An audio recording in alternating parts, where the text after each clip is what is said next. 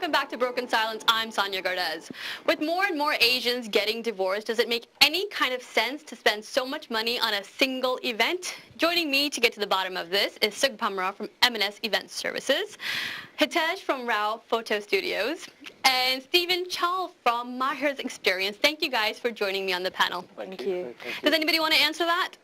I mean, before the break, I was just about You were to jump really in. ready to go. Go on. I mean, it's sort of subsided now, but I mean, it's about laugh at it. It's about focus. I think when you say that divorce is on the rise, I mean, you know, at the end of the day, a marriage is a positive thing, and I think nobody gets married with the vision of, like, you know, probable divorce. You know, I mean, human beings are born every day, every minute, every second. There are many children born every second. Each one is going to die. You know, I know it's a sad, but you know, that's right. Exactly. But and there you go. And divorce isn't as certain as death, is it? You know, right? So at the end of the day, why would you start off such a positive, yeah. So you would never think about, okay, it's there. It's you on the might off not chance. want to think about death, Definitely, but it's a reality, right? Yes, so people do divorce plan isn't. their funerals. They'll maybe buy their coffin, write a will, because you are making It's plans for the inevitable, inevitable. It's Okay, definitely, that's fine. I understand that. And divorce is not the same thing. However, if you are just going to be realistic about it and look at the facts, you will see that Asian couples who before would stay married 99.9% of the time are now more prone to walk away from a marriage that's not working, regardless of how expensive I think that wedding was. that's more due to a generational change, to be honest. Our parents, I mean, I look at my parents sometimes and what they've gone through.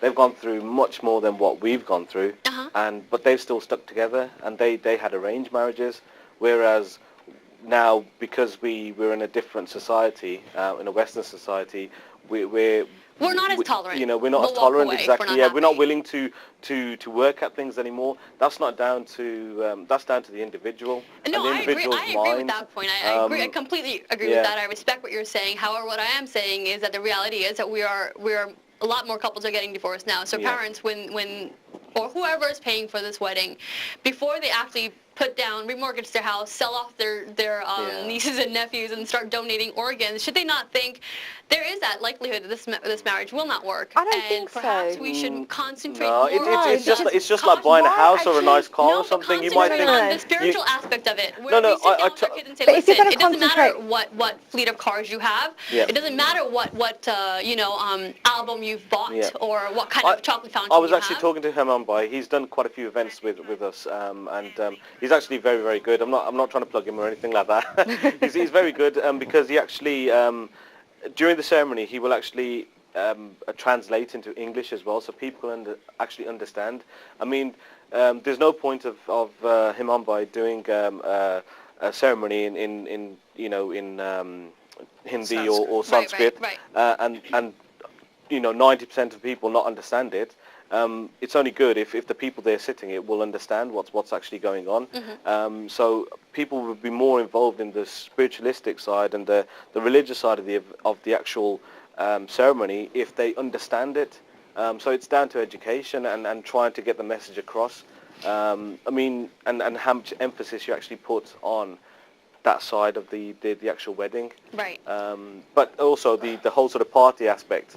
As well is down to society. It's not even a party, it's a celebration. A celebration, exactly. That's what everybody's forgetting. It's a celebration of two people coming together. Yeah. And their families. And their families but too. why does a celebration have to cost more than a house? Why can't celebration just cost... A good party does not have to cost a lot. It's dependent on the people. We've done parties that cost stupid money, but they might not be fantastic in terms...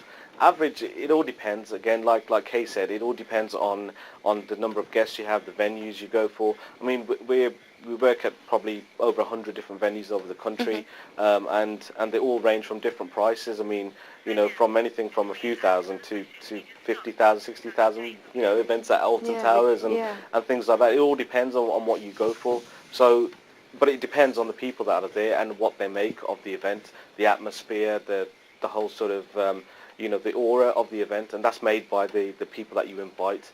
So if there's people that you don't really know, you might not have a fantastic event.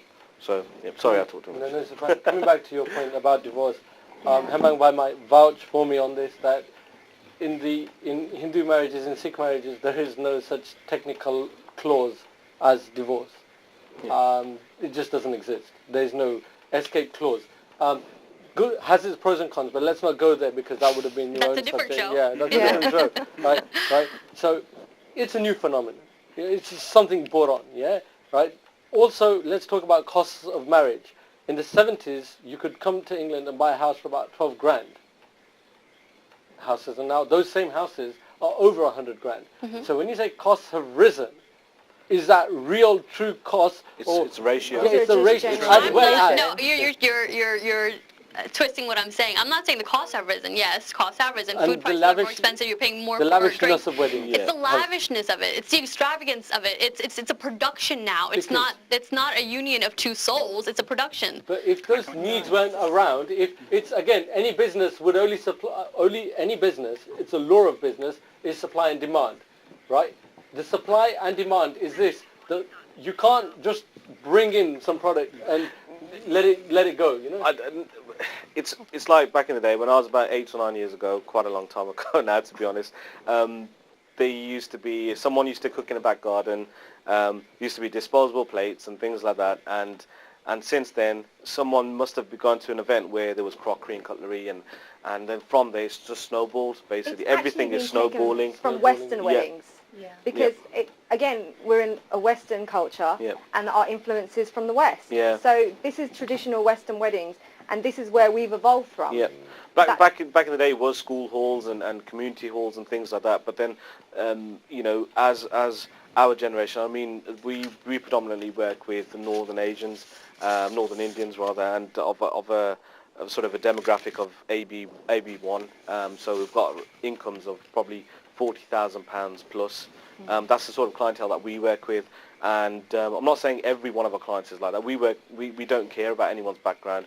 We're happy to help anyone, but what I'm trying to say is that there's a lot of Asians out there now who do aspire for quality things and who want amazing weddings and fantastic houses, cars and things, and their wedding is part of that aspiration in their life that they've worked this hard, and why can't I spend the money and have a fantastic event? The whole thing, the whole wedding, the wedding service, because we are talking about the cost of weddings and also all the services that are now included within weddings, because that's the main thing, isn't it? We're talking about what's available to a young couple who are getting married.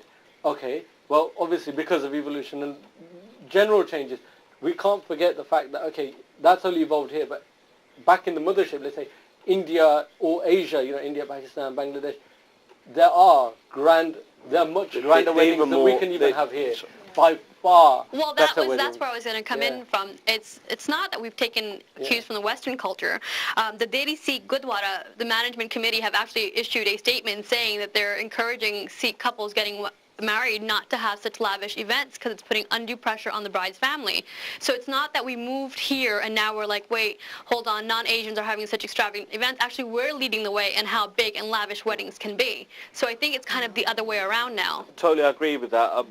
To be honest, Western weddings, I mean, we do a lot of mixed marriages and have done English weddings as well. And to be honest, a lot of English people who do, white people, who come to Asian weddings are absolutely flabbergasted. They're amazed by them. They've never seen nothing like it. I mean, you have to have the best alcohol on every table. And just from experience, when you have a non-Asian person coming to an event like this, their jaws hit their ground. They cannot believe, first and foremost, it's an open bar. Second of all, alcohol that's constantly being replenished on every table. And food that's endless. So I think we are definitely leading the way in, what is lavish. So, I mean...